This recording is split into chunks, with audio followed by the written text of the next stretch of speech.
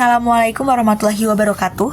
Perkenalkan, saya Fatima Azhara dari kelompok 5. Di sini saya akan mempresentasikan mengenai pemberontakan PKI Madiun tahun 1978.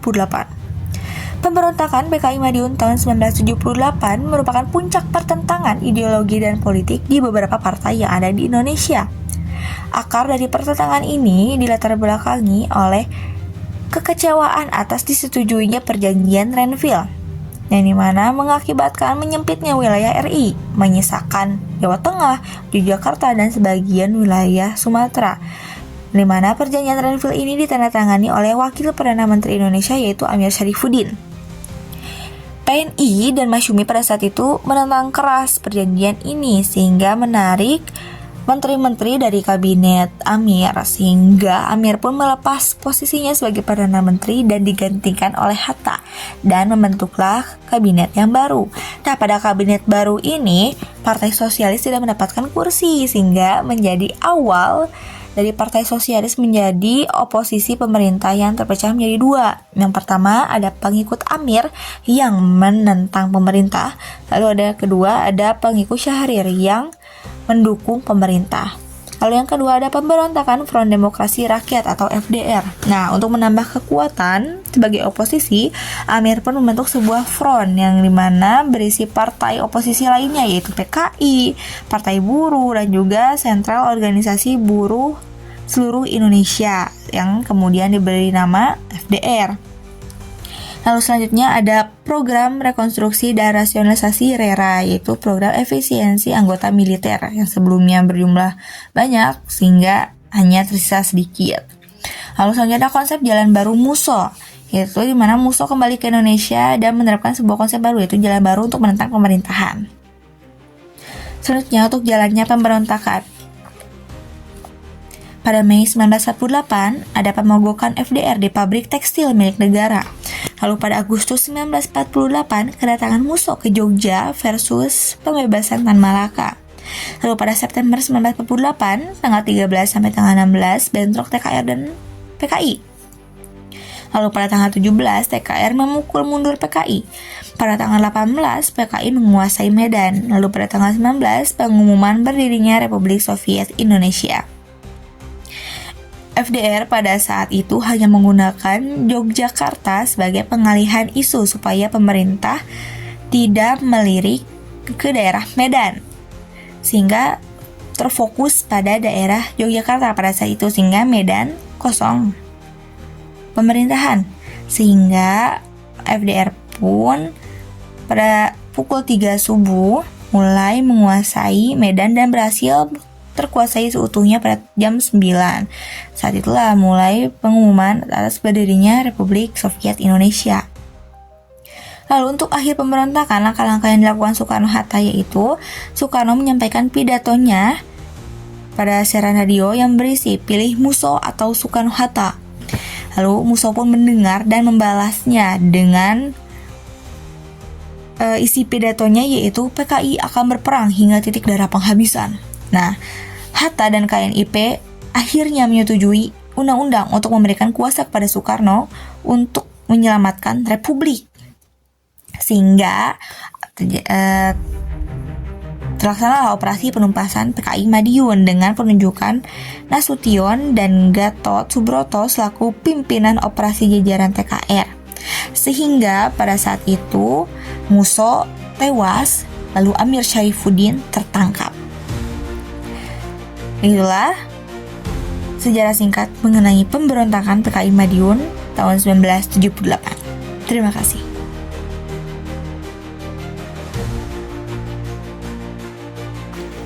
Assalamualaikum warahmatullahi wabarakatuh.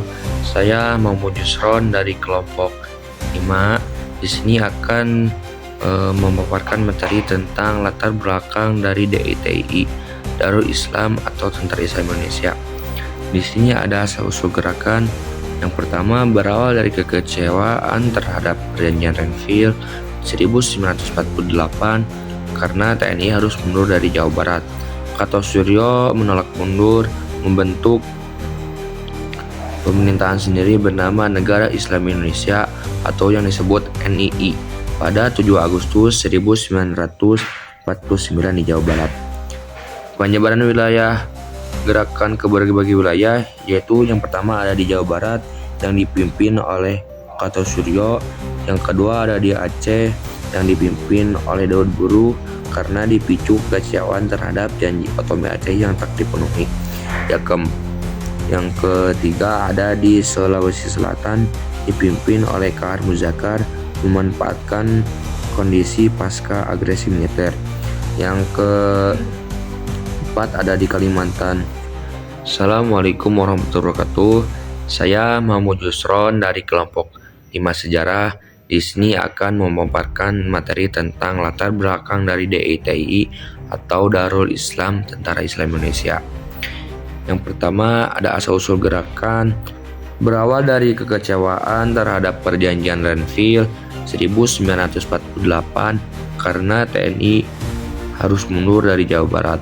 Namun Kartosuryo menolak mundur, membentuk pemerintahan sendiri yang bernama Negara Islam Indonesia atau disebut juga NII pada 7 Agustus 1949 di Jawa Barat. Penyebaran gerakan ke berbagai wilayah yang pertama ada di Jawa Barat, basis utama yang dipimpin oleh Kartosuryo. Yang kedua ada di Aceh yang dipimpin oleh Daud Buru karena dipicu kekecewaan terhadap janji otonomi yang tak dipenuhi. Yang ketiga ada di Sulawesi Selatan yang dipimpin oleh Kahar Muzakar memanfaatkan kondisi agresi militer. Yang keempat ada di Kalimantan Selatan dipimpin oleh Ibnu Hajar. Yang kelima ada di Jawa Tengah yang dipimpin oleh Amir Fattah, basisnya di Brebes dan sekitarnya. Dampak pada negara mengancam keutuhan NKRI, memicu konflik bersenjata berkepanjangan, menghambat program pembangunan pasca kemerdekaan. Operasi militer Pagar Betis pada 1961 sampai 1962, rakyat dikerahkan mengepung wilayah DITI agar gerilyawan tidak bisa kabur. Operasi Sabta Marga menegarkan markas DII di Gunung Geber dan Gunung Rakutak, Jawa Barat. Operasi di daerah lainnya itu ada di pengajaran terhadap Kahar Muzakar di Sulawesi Selatan, gugur 1965, penumpasan di Aceh dan Kalimantan. Terus yang terakhir ada penyelesaian DITI. Kartosuryo ditangkap pada 40 Juni 1962 di Gunung Geber, Jawa Barat. Eksekusi dijatuhi hukuman mati pada 1992. Dan pimpinan lain seperti Daud Buru kembali setia kepada NKRI. Kahar Muzakar tewas pada 1965, Ibnu Hajar menyerah, dan DITI dinyatakan berakhir secara resmi meskipun ideologi NII masih tersisa dalam kelompok kecil di bawah tanah. Dan di sini ada ya di bawah sedikit tidak kelihatan ada foto ketika eksekusi Kartosuryo di Pulau Seribu. Terima kasih. Mohon maaf bila masih ada salah penyebutan kata atau kurang pas dari membuat materi. Saya Mahmud Yusron undur diri. Wassalamualaikum warahmatullahi wabarakatuh.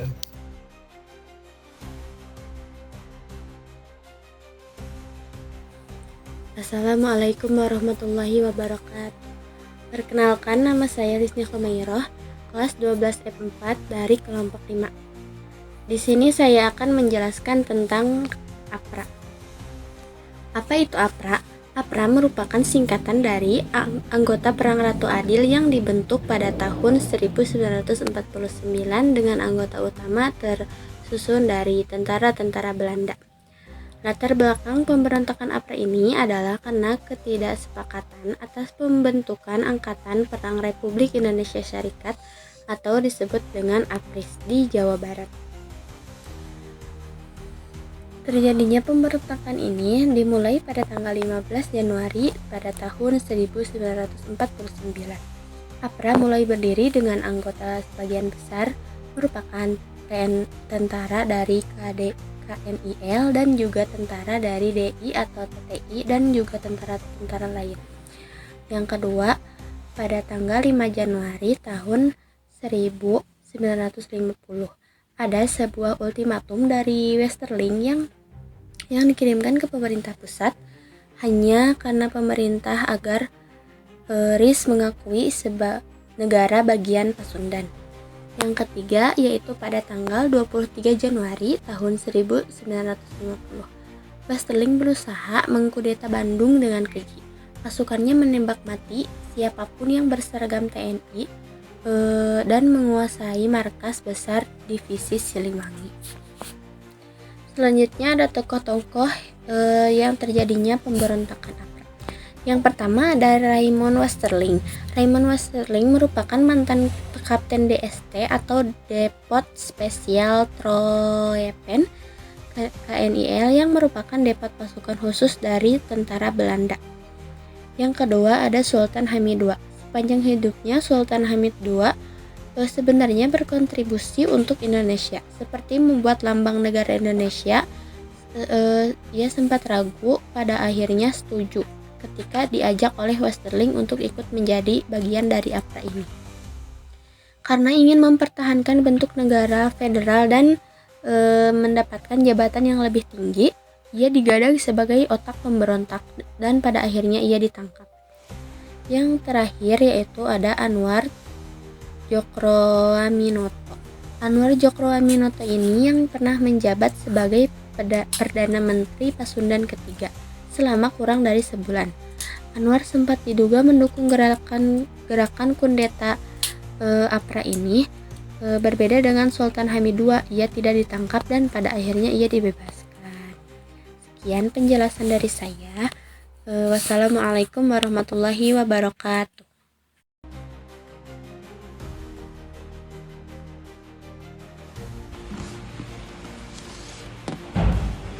Gerakan ini terjadi setelah Konferensi Meja Bundar atau KMB tahun 1949, di mana Belanda mengakui kedaulatan Indonesia. Tapi saat itu bentuk negara kita bukan langsung NKRI, melainkan Republik Indonesia Serikat atau RIS. Dalam RIS ada banyak negara bagian buatan Belanda, salah satunya negara Indonesia Timur atau NIT. Masalahnya, rakyat Indonesia banyak yang gak setuju sama sistem negara bagian karena dianggap sebagai cara untuk memecah belah bangsa.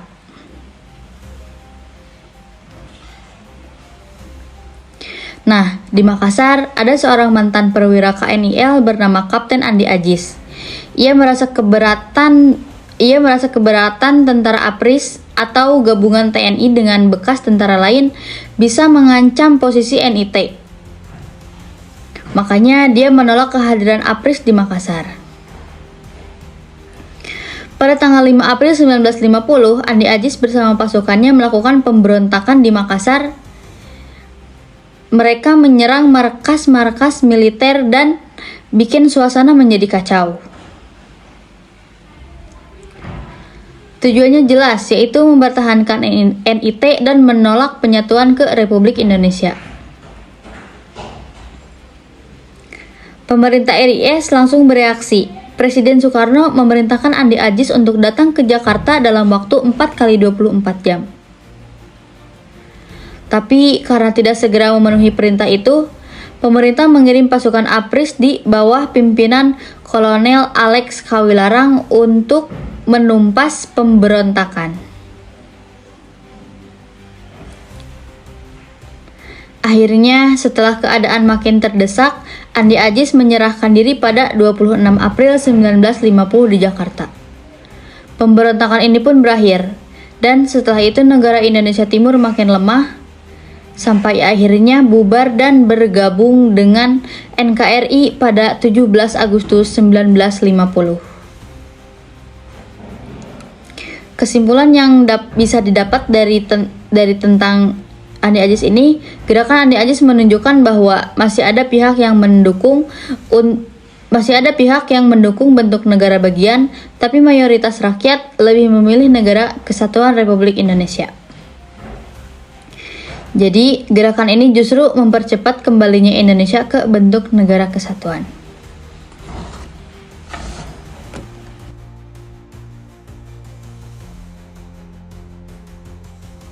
Bismillahirrahmanirrahim. Assalamualaikum warahmatullahi wabarakatuh.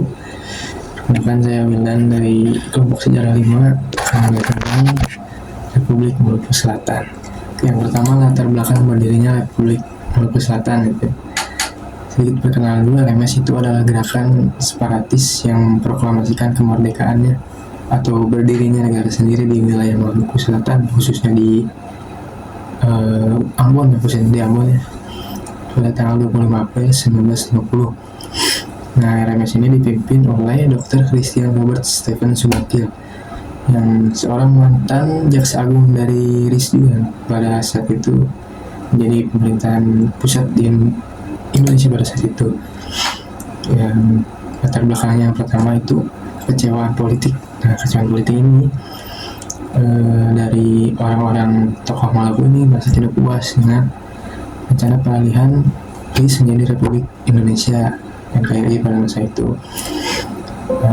Mereka tidak puas sehingga mereka merasa ya mereka ini ingin mendirikan negara sendiri, RMS. Yang kedua, perasaan dianaktirikan. Ada anggapan bahwa Maluku, khususnya Ambon itu kurang diperhatikan oleh pemerintahan pusat, sehingga mereka merasa mereka tidak dianggap sebagai penting pada masa pemerintahan pusat saat itu, sehingga yang mendirikan RMS ini. Yang ketiga, faktor dari eksternal, itu faktor dari Belanda juga. Setelah pengakuan kedaulatan pada 1949, Belanda itu masih ingin mempertahankan pengaruhnya di Indonesia dengan ya mempertahankan pengaruhnya di Maluku. Ya, dengan itu juga Belanda merekrut banyak orang Maluku menjadi tentara Kenil. Yang keempat, motif etnis dan agama, karena pada saat itu Indonesia ini mayoritas Islam, sedangkan di Maluku Selatan itu sebagian besar mayoritasnya Kristen, sehingga merasa ini menjadi perbedaan yang membuat mereka juga merasa bukan bagian dari Indonesia. Lalu proklamasi RMS ini terjadi pada 25 April 1950, diproklamasikan di Ambon. Tujuannya sudah jelas memisahkan Maluku Selatan dari Indonesia dan mendirikan negara sendiri. Selanjutnya, tindakan dari pemerintah RIS pada saat itu. Pemerintah pusat itu menolak RMS karena dianggap memecah belah persatuan. Pada September-November 1950, TNI melancarkan operasi militer ke RMS untuk menumpas RMS. Pada November 1950, ibu kota RMS di Ambon itu berhasil direbut oleh TNI. Setelah itu RMS mundur ke daerah pegunungan dan melakukan perlawanan secara gerilya.